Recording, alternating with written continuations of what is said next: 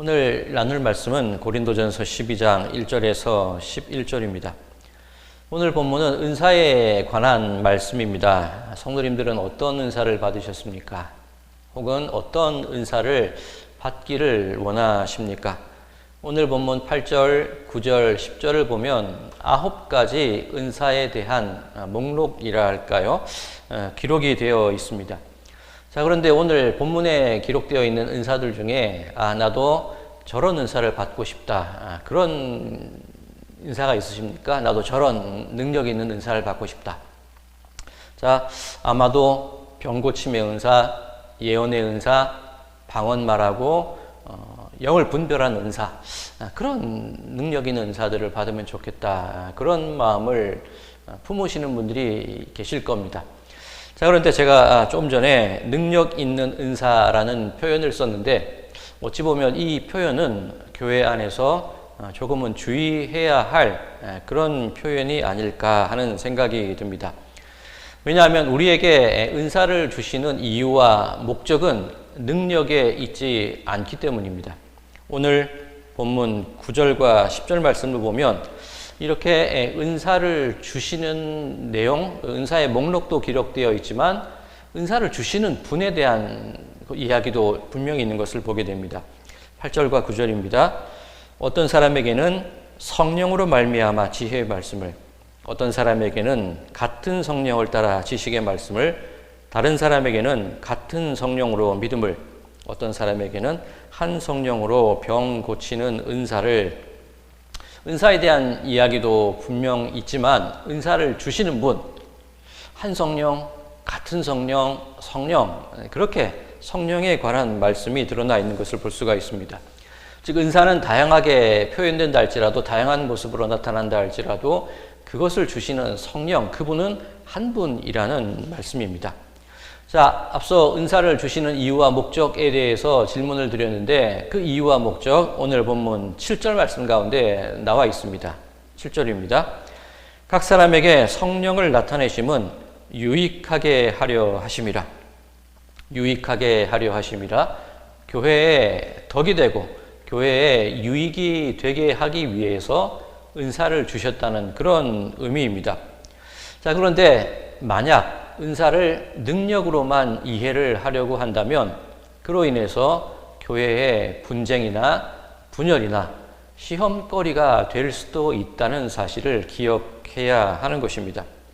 자, 바로 그런 이유로 사도 바울이 오늘 고린도 교회를 향하여 편지를 쓰고 있는 것입니다. 자, 오늘 본문 1절입니다. 형제들아, 신령한 것에 대하여 나는 너희가 알지 못하기를 원하지 아니하노니. 좀 말이 어렵긴 한데 나는 여러분들이 신령한 것에 대해서 제대로 올바르게 알기를 원합니다 라는 의미입니다. 자, 그렇다면 이 신령한 것을 안다라는 것은 어떤 의미일까요? 오늘 본문 3절 말씀이 그것을 증거하고 있습니다. 그러므로 내가 너희에게 알리노니 하나님의 영으로 말하는 자는 누구든지 예수를 저주할 자라 하지 아니하고 또 성령으로 아니하고는 누구든지 예수를 주시라 할 수 없느니라.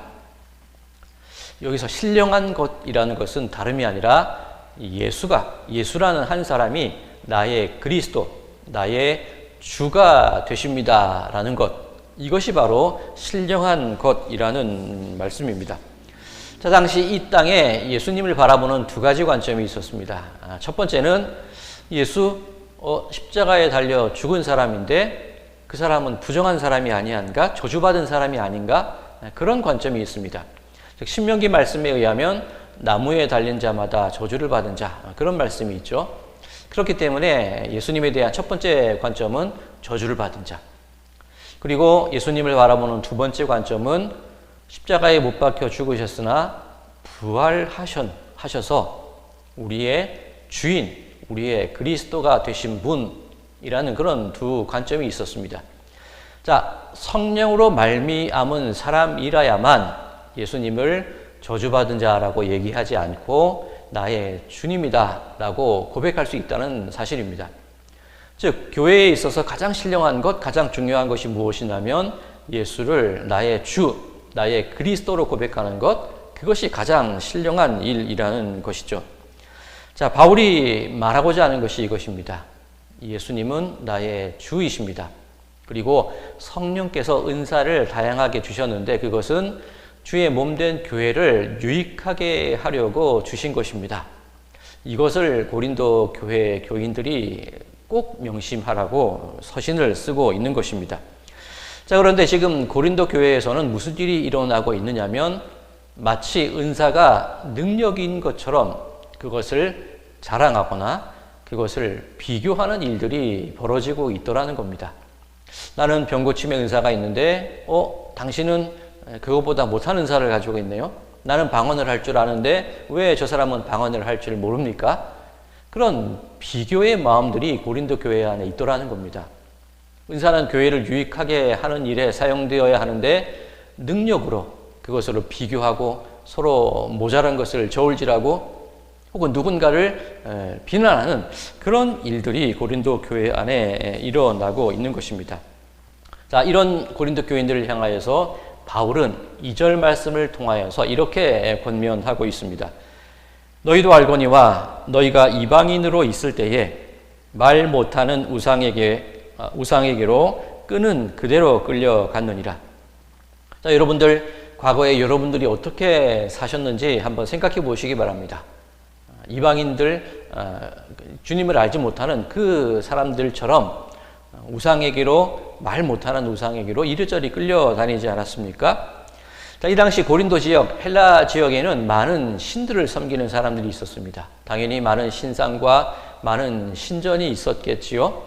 자, 그런데 그 서로 비교를 하는 겁니다. 우리 신은 이런 능력이 있어. 너희 신은 그런 것을 못하네? 그렇게 신들끼리 비교를 하고 못한 신들을 저주하고 그런 일들이 이전 고린도 교회의 모습, 고린도 지역의 헬라인들의 모습 속에 있었다는 겁니다. 자, 지금 고린도 교회 내에서 일어나고 있는 은사를 통해 그 능력을 비교하고 비난하는 그런 일들은 과거에 주님을 알지 못하던 때에 우상을 따라하던 그런 습관들이 아닙니까? 라고 바울이 그것을 지적하고 있는 것이라고 할 수가 있습니다. 자, 고린도 교회를 향하여서 바울은 이렇게 선언을 합니다. 4절에서 6절입니다. 은사는 여러 가지나 성령은 같고 직분은 여러 가지나 주는 같으며 또 사역은 여러 가지나 모든 것을 모든 사람 가운데서 이루시는 하나님은 같으니. 자, 은사, 직분, 사역, 이것은 다양하게 표현이 된다는 겁니다.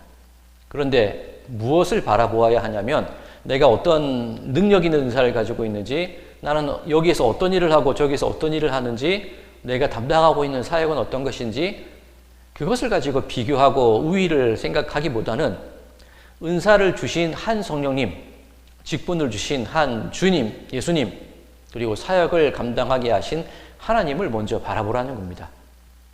즉, 이 현실 속에서 다양하게 드러나는 그런 은사와 직분과 사역들에 우리들의 마음을 쏟기보다는 먼저 그것을 우리에게 허락하여 주신 삼위일체 하나님을 똑바로 바라볼 수 있는 신앙의 마음, 신령한 것을 바라볼 수 있는 그 마음을 먼저 가져야 합니다라고 바울이 증거하고 있는 것입니다. 자, 여러분들이 교회 안에서 행하시는 많은 은사들일 수도 있고 직분과 사역일 수도 있습니다. 그것은 한 하나님, 한 예수님, 한 성령님께서 교회를 든든히 세우고 교회에 유익이 되려고 하기 위해서 허락하여 주신 것임을 기억하시기 바랍니다. 오늘 본문 11절이 바로 그 내용을 담고 있습니다. 이 모든 일은 같은 한 성령이 행하사 그의 뜻대로 각 사람에게 나누어 주시는 것이니라. 한 성령이 주시는 선물인데, 이 은사라는 단어가 선물이라는 뜻이지요. 카리스. 한 성령이 주시는 것이 은사인데 어찌 그것을 가지고 높고 낮음과 능력 있고 능력 없음과 잘하고 못함을 나눌 수가 있겠습니까? 즉, 우리가 바라보아야 할 것은 한 성령, 그분을 바라보며 교회를 세우는 일에 유익을 담당하자, 그렇게 바울이 증거하고 있는 것입니다. 사랑하는 성도 여러분들, 성령님은 여러분들에게 은사를 주셨습니다. 선물을 주셨습니다.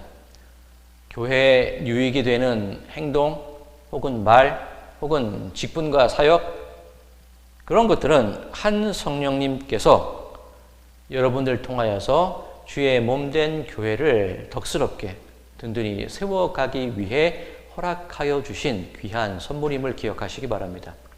자, 그런데 만약 내가 가지고 있는 그 은사가 능력으로 드러나고 싶거나 나의 유익이나 나의 자랑거리로 만들고 싶은 생각이 있으시다면, 혹은 그 은사들로 말미암아 어떠한 다른 이익을 얻거나 다른 무언가를 바라는 마음이 혹시라도 생기게 된다면 그것은 교회를 시험거리로 만들 수 있는 위험한 생각일 수도 있다는 사실을 기억하시기 바랍니다.